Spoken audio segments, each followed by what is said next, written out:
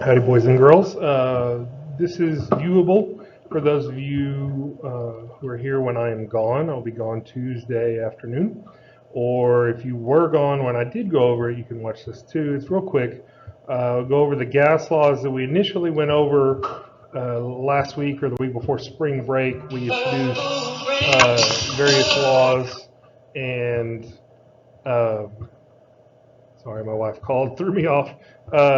We introduced various equations, and now we're going to put some names to those equations and tell you where we got the rest of them. So, starting off with Boyle's law. A guy named Robert Boyle came up with this, I believe, in the 1700s, and he did some experiments with pressure and volume. And he found that when pressure increased, volume would go down, it would decrease. So that is an inverse relationship. And so when you calculate or put an inverse relationship into an equation, you get it multiplied together. So pressure times volume. And so these ones and twos essentially mean before a change and then after a change. So if pressure starts at one setting and volume one setting, and then after pressure, let's say, changes, it goes up. Because pressure increases, volume would decrease. So the volume would go down. Pressure usually is in atmospheres. You'll also see it in millimeters of mercury, torr, psi, something called pascals, any of those. And then volume is usually in liters. You will see milliliters at times, but the P1 V1 equals P2 V2, that is Boyle's law. And you're not going to be responsible for being able to identify and match those together, memorizing it. You just need to know, if I say Boyle's law, this is what I'm referring to, and you'll always be able to go find it, but you won't be responsible for memorizing that. Next, we have Charles's law. Jacques Charles did stuff with volume and temperature. So he found if volume increases, temperature will increase as well. So that is a direct relationship.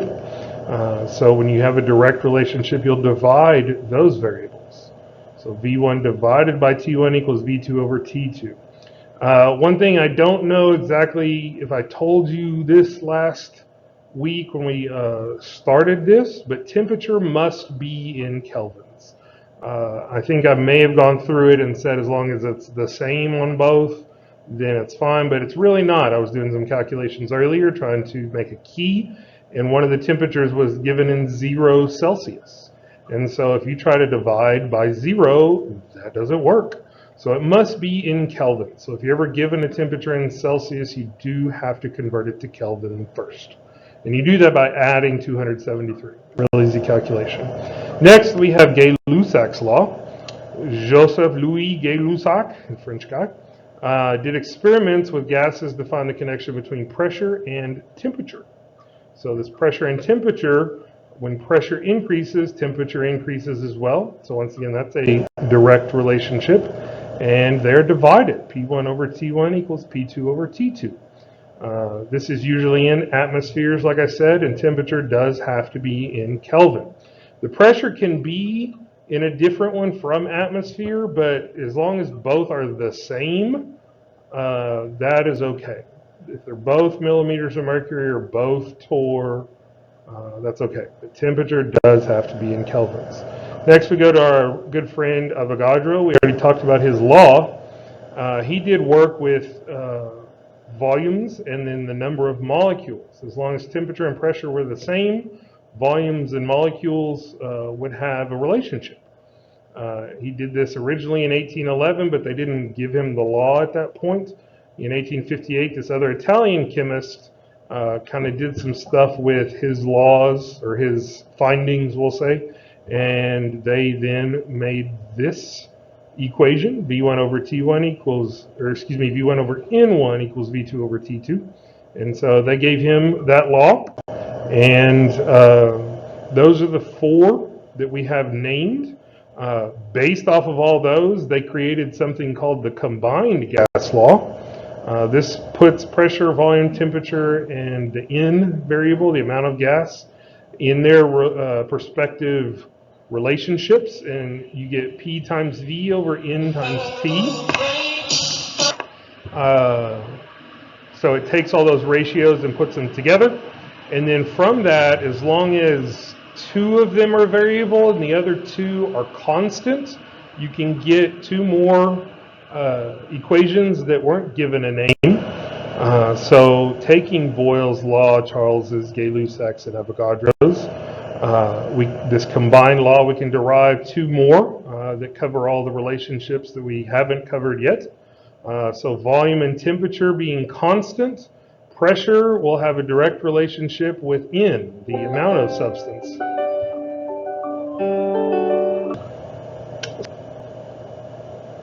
Sorry about that interruption. So temperature and pressure constant, P divided by N. And then with pressure and volume constant, N will be multiplied by T. N times T equals N2 times T2. So those are indirectly related. So that covers all 6 of the equations we went over last time. I did want to introduce one new one, a pretty simple, straightforward one that still goes into all these gas laws. This one's called Dalton's Law of Partial Pressure. So what this states, John Dalton is the guy, he did experiments with gases and different gases in the same container.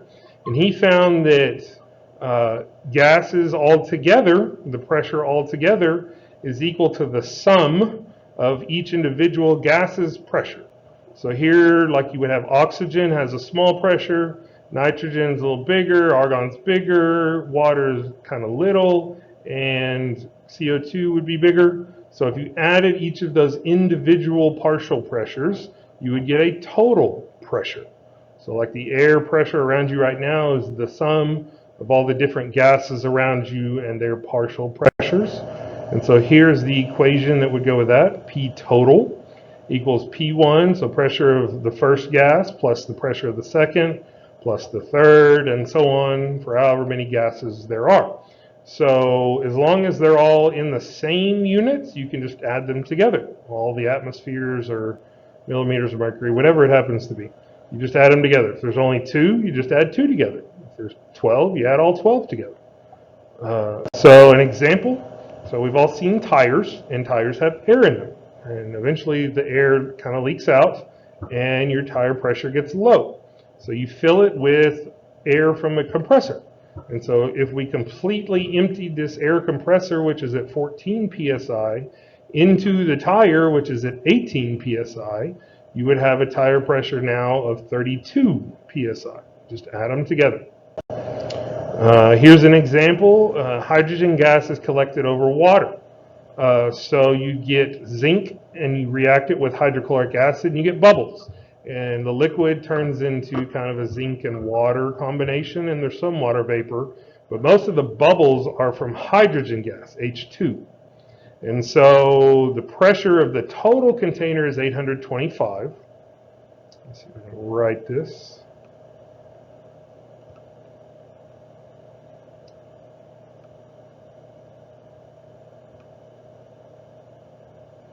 So 825 is the total. And what you will have to do is take that partial pressure of 24 torr and subtract it from the total, because it wants to know what's left.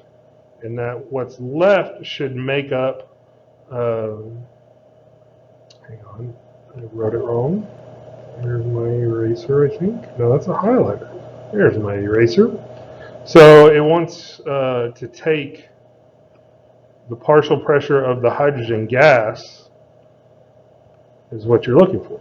So you take the total pressure, subtract the 24 torr of the water vapor, and you get 801. Should have just made this part of the slide, and then this is in torr, T-O-R-R.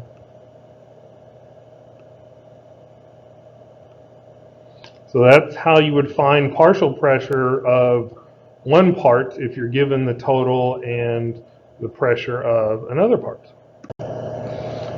Same kind of thing here. We have oxygen, which has a pressure of 159. Nitrogen's pressure is 593, so we just add those together. So 159 and 593 ends up being 2 6, now 5. I can't add today. I've been having trouble with this all day. That should be a 5. And then 7. So 752 millimeters of mercury would be what that total pressure is by adding the partials. And then here you have a total pressure of 4 atmospheres.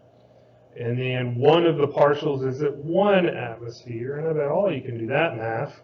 If you take 1 away from 4, you're left with 3. And that does say atmospheres for gas B. So I believe that's it.